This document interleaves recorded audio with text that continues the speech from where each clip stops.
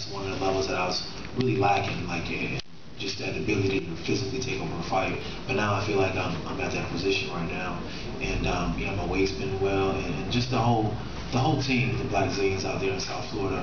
Our manager Glenn Robinson put a good situation for us all down there, and it's just good energy. When you have good energy down there, you vibe on a different level. So, I would go and train and go to the beach, go and train and go to the beach, and I think the salt water did me some good.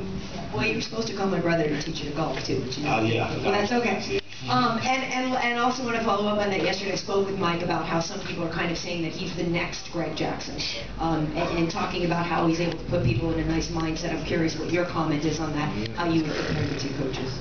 Yeah, they're very similar.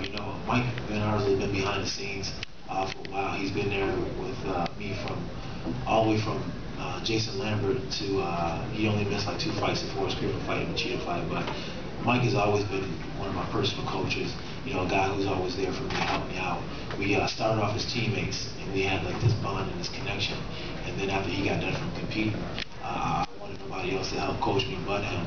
And he's always been there because we share the same mindset. And as far as when it comes to training, he knows how to motivate you and he knows how to talk to you. And that's what it's about, becoming a good coach. You have to be able to speak and talk to your athletes on a level in which, they can understand you no matter what kind of mood they're in.